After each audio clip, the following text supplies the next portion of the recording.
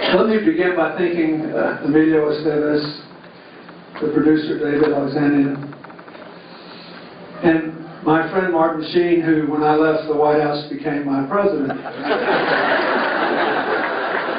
Because he was still on the West Wing, I tried to show appropriate deference. But Rolando and Monica and I were seated together after not seeing each other for a very long time. In 1993, my first year as president, when we had our 25th reunion at Georgetown, and I hosted a dinner for them. And as we were sitting, we started talking, and I thought, and I was trying to find out what had happened in everybody's life. And slowly I became involved with them and their wonderful children, including their siblings, Adriana, Diego, Matthias. Carolina worked for me for a while, and she's like my own daughter, who is back there and gave you a very good grade on your speech. And I'm very proud of you. But if you really love somebody the way I love Rolando and Monica, the most beautiful thing to me of all was when the first time I saw Luis, and I thought, you know, life could have broken him. You don't even know the half of it. This guy has run his own business, lives in his own apartment, self-supporting, recently broke a bone, shrugged it off, and showed up here tonight, and is the only person, I think, I know he was the first person, ever to cross Spain through the power of his arms and his heart. And,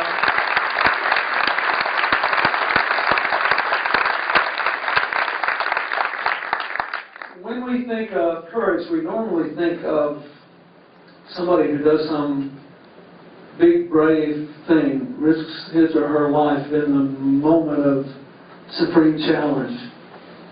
But I think maybe it takes more courage to get up every single day and live with a problem hardly anyone else has and just decide you're still going to be a winner. You're still going to go on. You're still going to make a difference. You're going to find something to be happy about. And you're going to try to do something for someone else and not be obsessed with life, what life has taken away from you, but to be grateful for what you still have. That's this guy. He is a very brave being.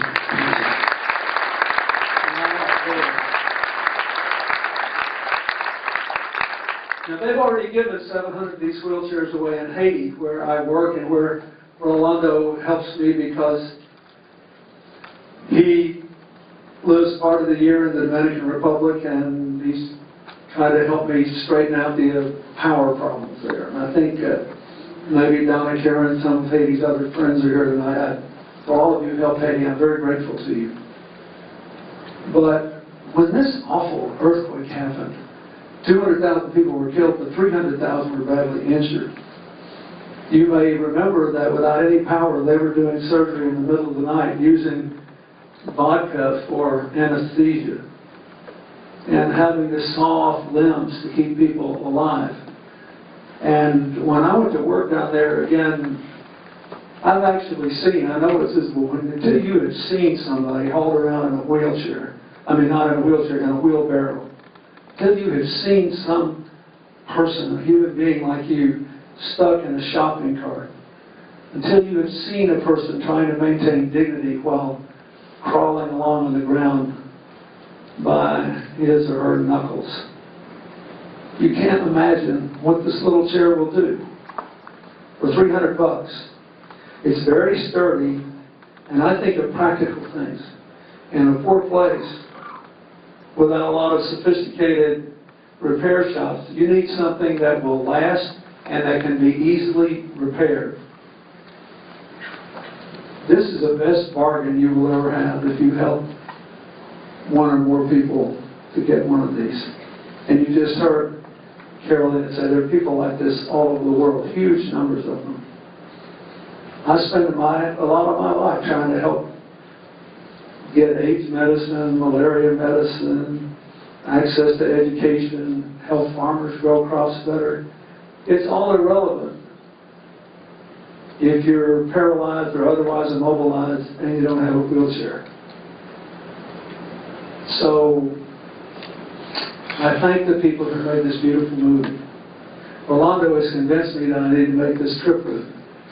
He at least rides a bike. If I can get to where I'm in good enough shape to ride a bike over there, maybe we'll do it.